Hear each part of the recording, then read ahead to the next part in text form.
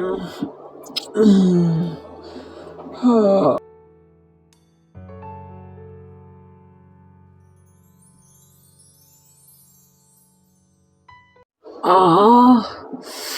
തല പെരുത്തിട്ട് പാടില്ല. ഇന്നലെ രാത്രി ഞാൻ ഇത്രയധികം കഴിച്ചു, ഒന്നിട്ട് ഓർമ്മ വരുന്നില്ലല്ലോ. ഞാനിങ്ങനെ റൂമിലെത്തിയേ. എടി, അച്ചായൻ ഇതുവരെ എണീറ്റില്ലേ? എണീറ്റെങ്കിൽ താഴോട്ട് കാണേണ്ടതല്ലേ? എണീറ്റിട്ടില്ലെന്ന് തോന്നുന്നു. അതിനെങ്ങനെയാ? ഇന്നലത്തെ ഹാങ് ഓവർ ചില്ലറയൊന്നും അല്ലല്ലോ. പറഞ്ഞു തീർന്നില്ലല്ലോ, ദേ അവൻ വരുന്നുണ്ട്. ഓ, ഇത്ര നേരത്തെ നിങ്ങളെല്ലാവരും കഴിക്കാനിരുന്നു? എത്ര നേരത്തേന്നാ? സമയമൊന്ന് നോക്കിക്കേ, 11. അച്ചായൻ ലേറ്റായിട്ട് എഴുന്നേറ്റതിന് ഞങ്ങൾ എന്ത് ചെയ്യാനാ? അച്ചായ താഴോട്ട് വരുമ്പോ അപ്പൊ റയാനെ കൂടെ വിളിക്കായിരുന്നില്ലേ? റയാനോ? അവനെ ഞാൻ റൂമിലൊന്നും കണ്ടില്ലല്ലോ. പിന്നെ ഇതെവിടെ പോയി? രാവിലെ താഴോട്ടൊന്നും കണ്ടതേ ഇല്ല.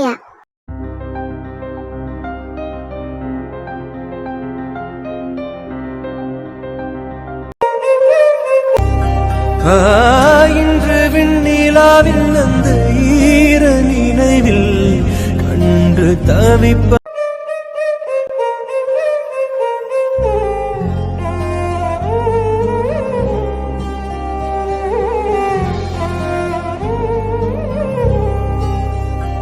റയാൻ എന്താ ഇവിടെ ഒറ്റയ്ക്ക് വന്ന് നിൽക്കുന്നേ? ബ്രേക്ക്ഫാസ്റ്റ് കഴിക്കാൻ വരുന്നില്ലേ? ഏയ്, ഒന്നുമില്ല. ഞാൻ ചുമ്മാ ഇവിടുത്തെ കാഴ്ചകളൊക്കെ കണ്ട് അങ്ങനെ നിന്നതാ. ഞങ്ങള് കരുതിയത് റയാൻ എഴുന്നേറ്റിട്ടില്ലെന്നാ. അച്ചായൻ താഴേക്ക് ഇറങ്ങി വന്നപ്പോ ചോദിച്ചപ്പോഴാ റൂമിലില്ലെന്ന് പറഞ്ഞേ. എബ്രിഡ് എഴുന്നേറ്റോ? ആ, എഴുന്നേറ്റു. ബ്രേക്ക്ഫാസ്റ്റ് കഴിച്ചുകൊണ്ടിരിക്ക. റയാനും താഴെ വാ, നമുക്ക് ഒരുമിച്ച് കഴിക്കാം. ആ വാ. എവിടെയായിരുന്നു ഇത്ര നേരം? ഞങ്ങളൊക്കെ എവിടെയൊക്കെ നോക്കിയെന്നറിയോ? ഞാൻ ബാൽക്കണിയിലുണ്ടായിരുന്നു.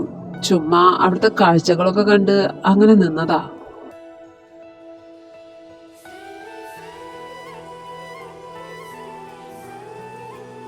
എടാ, എന്തോ നീ കാണിച്ചുകൊണ്ടിരിക്കുന്നേ?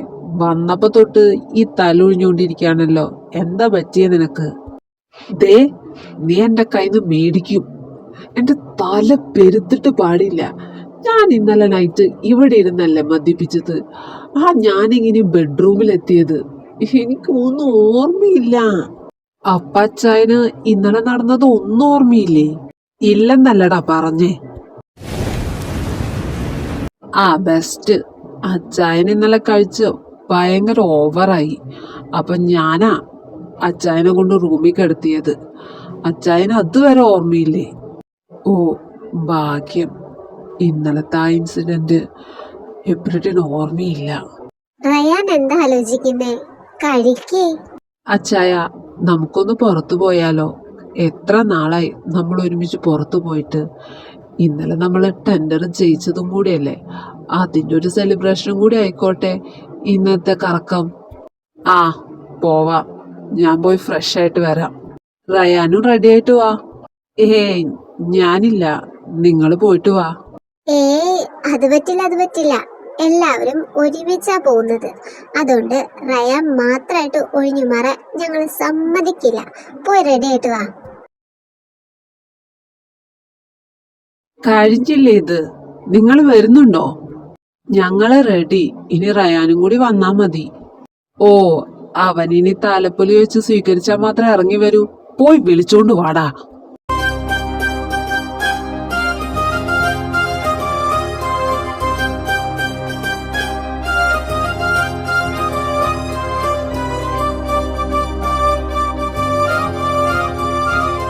സോറി, ഞാൻ റെഡി.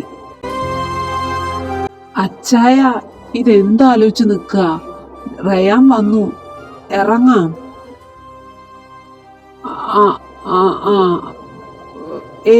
ഒന്നും ആലോചിച്ചില്ല. വാ, പോവാം.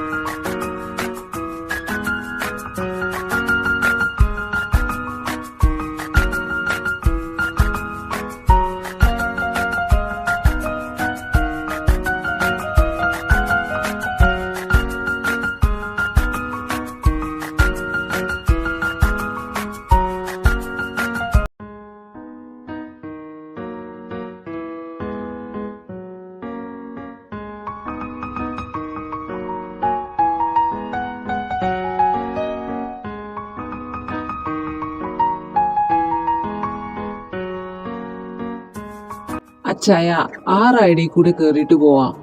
ഡാനി, ഇപ്പൊ തന്നെ സമയം ഒരുപാട് വൈകി. നീ എന്താ ചെറിയ കുട്ടിയെങ്ങാനാണോ ഉള്ള റൈഡ് മുഴുവൻ കയറി നടക്കാൻ? അച്ചായ, വല്ലപ്പോഴല്ലേ നമ്മൾ പുറത്തിറങ്ങുന്നുള്ളൂ. അപ്പോ പരമാവധി അടിച്ചു പൊളിച്ചിട്ട് പോയിക്കൂടെ? അതിന്റെ ഒന്നും ആവശ്യമില്ല. നീ ഇപ്പൊ തന്നെ പരമാവധി എൻജോയ് ചെയ്തിട്ടുണ്ട്. ഇനിയും ഇവിടെ നിന്ന് സമയം കളയാൻ എന്നെ കിട്ടില്ല. വാ, നമുക്ക് പോവാം. നീ എന്തിനാ എന്റെ മുഖത്ത് നോക്കി നിൽക്കുന്നേ? നിന്റെ എന്തെങ്കിലും എന്റെ മുഖത്ത് കാണാതെ പോയിട്ടുണ്ടോ? എടാ, അവൻ നോക്കിയെന്ന് കരുതി ഇപ്പൊ എന്താ വരാൻ പോകുന്നേ? എന്നെ ആരും ഇങ്ങനെ നോക്കിക്കൊണ്ട് നിൽക്കുന്നത് എനിക്ക് ഇഷ്ടമല്ല. അതാരായാലും ഞാൻ പറയ തന്നെ ചെയ്യും.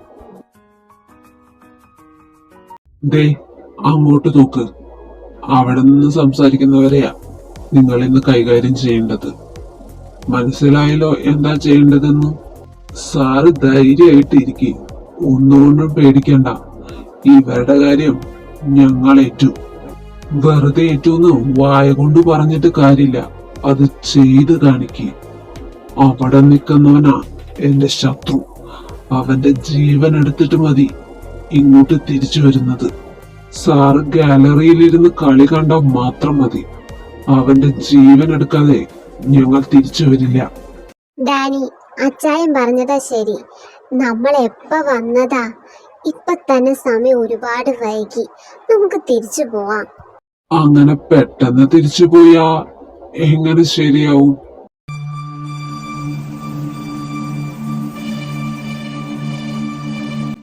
മനസ്സിലായില്ല. സാറാരാ? ഈ അമ്യൂസ്മെന്റ് പാർക്കിന്റെ സെക്യൂരിറ്റി ആണോ?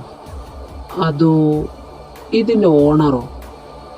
ഞങ്ങള് വരുന്നതും പോകുന്നതും തീരുമാനിക്കാൻ നീ ആരടാ? നീയൊക്കെ വരുന്നത് തീരുമാനിക്കാൻ ഞാൻ ആരുമല്ല. പക്ഷേ നീയൊക്കെ പോകുന്നത് തീരുമാനിക്കുന്നത് ഇപ്പൊ ഞാനാ. എവിടേക്കാണെന്നല്ലേ? വീട്ടിലോട്ടല്ല, മേലോട്ട്. ഓഹോ, അപ്പൊ ഇത് കേസ് വേറെയാണ്. നിന്നെ കണ്ട് എനിക്ക് പരിചയമില്ല. അതുകൊണ്ട് തന്നെ നീ എന്റെ ശത്രു അല്ല. നിന്നെ അയച്ചവനാരോ അവനാണ് എന്റെ യഥാർത്ഥ ശത്രു. പറ, ആരാ നിന്നെ ഇങ്ങോട്ട് അയച്ചേ? എന്നയച്ചത് ആരാന്ന് നീ അറിയേണ്ട ആവശ്യമില്ല. എനിക്ക് തന്ന കൊട്ടേഷൻ നിന്നെ മാത്രല്ല, ദാ ഈ നിൽക്കുന്ന എല്ലാവരെയും പരലോകത്തേക്ക് അയക്കുക എന്നുള്ളതാ. അത് ചെയ്യാൻ വേണ്ടിയിട്ടാ ഞാൻ ഇപ്പൊ ഇങ്ങോട്ട് വന്നത്. അപ്പൊ എങ്ങനാ, തുടങ്ങല്ലേ? അയ്യോ, അപ്പൊ ചേട്ടൻ ഞങ്ങളെ കൊല്ലാൻ വന്നതാണല്ലേ? പറയണ്ടേ, ഞങ്ങളൊന്ന് പ്രിപ്പയർ ചെയ്ത് നിൽക്കുമായിരുന്നല്ലോ. അച്ചായ, ഇത് അച്ചായൻ ഡീൽ ചെയ്യുന്നു അതോ ഞാൻ നോക്കണോ? ഏയ്, ഒറ്റയ്ക്ക് വേണ്ട, നമുക്ക് ഒരുമിച്ച് ഡീൽ ചെയ്യാം. എന്തായാലും ചേട്ടന്മാര് 10-20 പേര് ഒരുമിച്ച് വന്ന് കഷ്ടപ്പെട്ടതല്ലേ. അപ്പോ നമുക്ക് ഇവരെ ഒരുമിച്ച് തന്നെ നേരിടാം. അതായിരിക്കും നല്ലത്. നിങ്ങൾ 3 പേരും അങ്ങോട്ട് മാറി നിൽക്ക്. ഞങ്ങളിവിടെ ഈ ചേട്ടന്മാരെ കുറച്ച് പണി പഠിപ്പിക്കട്ടെ.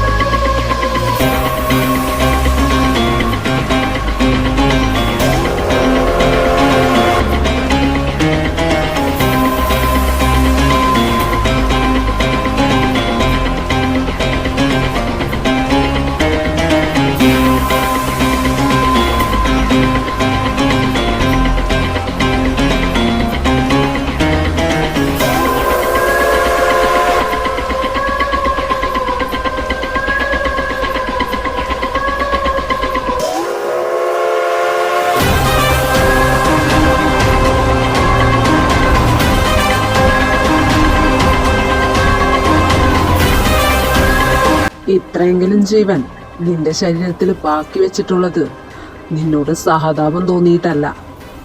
നിന്നയച്ചത് ആരാണോ അവരുടെ അടുത്ത് ഇത് പോയി പറയാൻ വേണ്ടിയിട്ടാ. അവന് ഈ എബ്രിഡിനെ ശരിക്കും മനസ്സിലായിട്ടില്ലെങ്കിൽ ഇത് ചെന്ന് പറഞ്ഞു കൊടുത്താൽ മതി, മനസ്സിലായിക്കോളും. ഇനി മേലെ എൻ്റെ കൺമുന്നിൽ നിന്നെ കണ്ടുപോയാ കൊല്ലും ഞാൻ.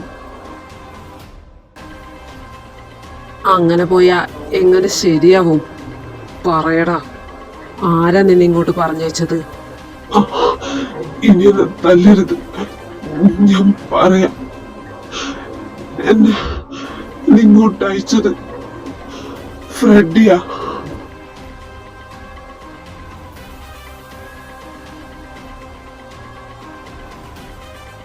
എബ്രിഡിനെയും ഫാമിലിനെയും കൊല്ലാൻ നിന്നെ പോലുള്ള നാലാംകിട ഗുണ്ടകളെ അയക്കാതെ നേരിട്ട് വരാൻ പറ നിന്റെ മുതലാളി ഫ്രെഡിയോട്. അപ്പോ അവന് ഞാൻ ശരിക്കും കാണിച്ചു കൊടുക്കാം ഈ എബ്രിഡ് ആരാന്നുള്ളത്. അച്ചായൻ പറഞ്ഞത് കേട്ടല്ലോ, എഴുന്നേറ്റ് അവന്റെ അടുത്ത് പോയി അതുപോലെ തന്നെ പറഞ്ഞേക്ക്.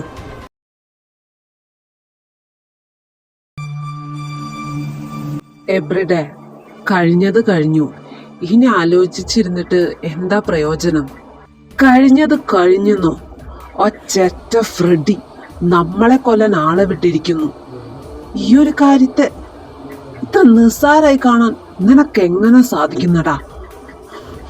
അവനെന്റെ കൈ കിട്ടിയാലുണ്ടല്ലോ കൊന്നു കൊലവിളിക്കും ഞാൻ. അച്ചായ, അതിന് നമുക്കാർക്കും ഒന്നും പറ്റിയില്ലല്ലോ. പറ്റിയിരുന്നെങ്കിലോ ആര് സമാധാനം പറയുമായിരുന്നു? ഇത് ഞാൻ അങ്ങനെ വെറുതെ വിടാൻ ഉദ്ദേശിച്ചിട്ടില്ല, തിരിച്ചടിക്കും ഞാൻ. ഈ ഫ്രെഡി ആരാ? അവരും നിങ്ങളും തമ്മിൽ എന്താ ശത്രുത? അറിഞ്ഞിട്ടിപ്പോ എന്തിനാ? കൂടുതൽ കാര്യങ്ങൾ അറിയാതിരിക്കുന്നതാ നല്ലത്. മിണ്ടാതെ ഈ വീട്ടില് എവിടെയെങ്കിലും ഒതുങ്ങി കൂടിക്കോ, അതാ നിനക്ക് നല്ലത്. മനസ്സിലായല്ലോ? അച്ചായ പോ. അച്ചായ റൂമിൽ പോയി ഒന്ന് റെസ്റ്റ് എടുക്ക്. റയാൻ, ഒന്നും വിചാരിക്കരുത്. അച്ചായന്റെ ഫ്രസ്ട്രേഷൻ കൊണ്ട് പറഞ്ഞു പോയതാ. ഏയ്, അതൊന്നും കുഴപ്പമില്ല, എനിക്ക് മനസ്സിലാവും. ഈ ഫ്രെഡി ആരാ? അവന് നിങ്ങളോട് എന്താ ഇത്ര ദേഷ്യം? അതൊരു വലിയ കഥയാ. എബ്രിഡിന് സത്യം പറഞ്ഞ ആരെയും വിശ്വാസമില്ല. അതിനൊരു കാരണം ഈ ഫ്രെഡി കൂടിയാ. ഫ്രെഡി നമ്മുടെ ബിസിനസിന്റെ ഒരു പാർട്ട്ണറായിരുന്നു. ആദ്യം പാർട്ട്ണർഷിപ്പ് തുടങ്ങിയപ്പോൾ തൊട്ട് അവൻ എല്ലാ കാര്യത്തിലും ഞങ്ങൾക്കൊപ്പം ഉണ്ടായിരുന്നു. അവൻ ഒരു പാർട്ട്ണറേക്കാൾ ഉപരി ഒരു ഫ്രണ്ടായിരുന്നു. ആദ്യത്തെ പാർട്ട്ണർഷിപ്പിൽ തന്നെ ഞങ്ങൾക്ക് എല്ലാവർക്കും അവന് നന്നേ ഇഷ്ടപ്പെട്ടു. അവൻ്റെ ഹാർഡ് വർക്ക്, അവൻ്റെ എഫേർട്സ് എല്ലാം പറയാതിരിക്കാൻ പറ്റില്ല, അത്രയധികം നന്നായിരുന്നു. ആദ്യത്തെ ബിസിനസ് കഴിഞ്ഞപ്പോൾ പിന്നീട് എല്ലാ ബിസിനസ്സിലും അവനെ പാർട്ട്ണറാക്കാമെന്ന് ഞങ്ങൾ തീരുമാനിച്ചു.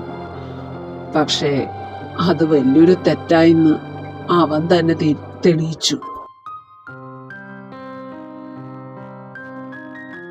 ആദ്യമൊക്കെ എല്ലാം വളരെ നല്ല രീതിക്ക് തന്നെയാ നടന്നു പോയിക്കൊണ്ടിരുന്നത്.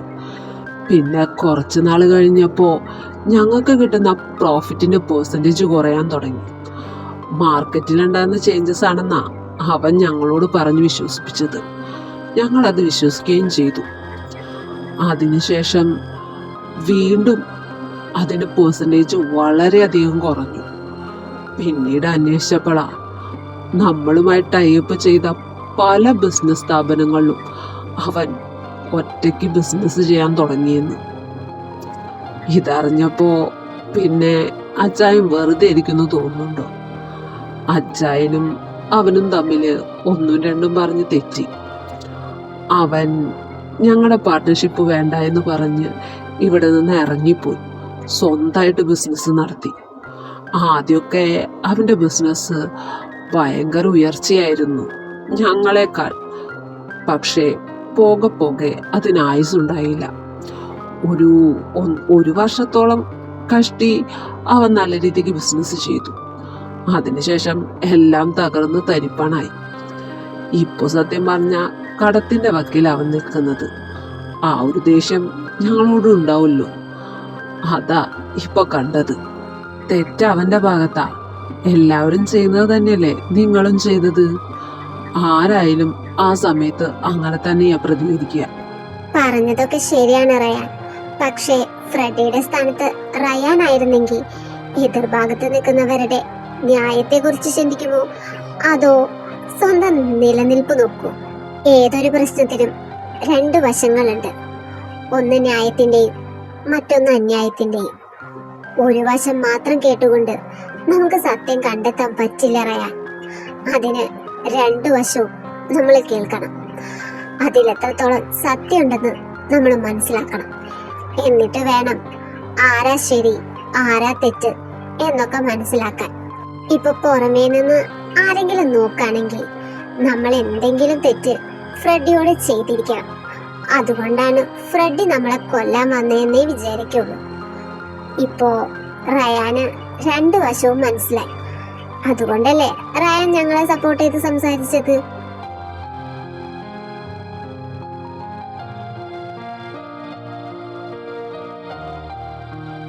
സമയം ഒരുപാടായി, എല്ലാവരും പോയി കിടക്കാൻ നോക്ക്.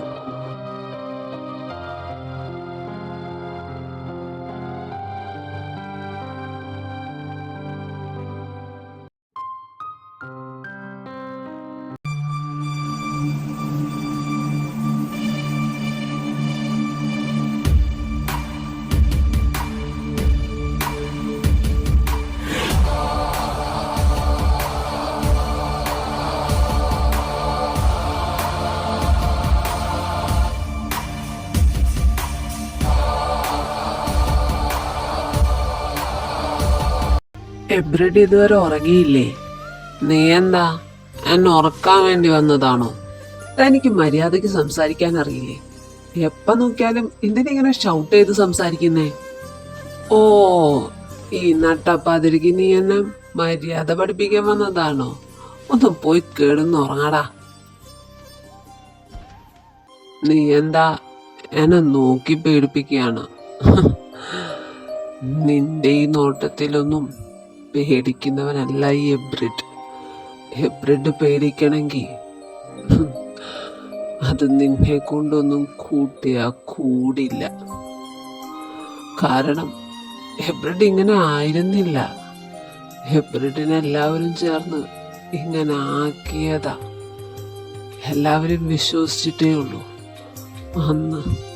പക്ഷേ ആരെയും കണ്ണടച്ച് വിശ്വസിക്കരുതെന്ന് എബ്രിഡ് പഠിച്ചു.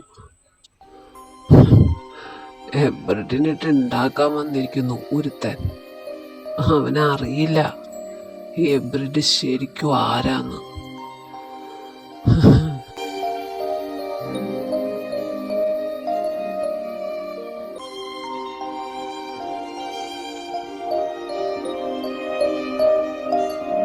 ഇപ്പൊ പുറമേ നിന്ന് ആരെങ്കിലും നോക്കുകയാണെങ്കിൽ നമ്മൾ എന്തെങ്കിലും തെറ്റ് ഫ്രെഡിയോട് ചെയ്തിരിക്കണം. അതുകൊണ്ടാണ് ഫ്രെഡി നമ്മളെ കൊല്ലാൻ വന്നതെന്നേ വിചാരിക്കുള്ളൂ. ഇപ്പോ റയാന് രണ്ടു വശവും മനസ്സിലായി. അതുകൊണ്ടല്ലേ റയാൻ ഞങ്ങളെ സപ്പോർട്ട് ചെയ്ത് സംസാരിച്ചത്. എബ്രിഡ് ഇങ്ങനെ ആയിരുന്നില്ല. എബ്രിഡിനെ എല്ലാവരും ചേർന്ന് ഇങ്ങനെ ആക്കിയതാ. എല്ലാവരും വിശ്വസിച്ചിട്ടേ ഉള്ളൂ അന്ന്. പക്ഷേ ആരെയും കണ്ണടച്ച് വിശ്വസിക്കരുതെന്ന് എബ്രിഡ് പഠിച്ചു. Am I doing right or not?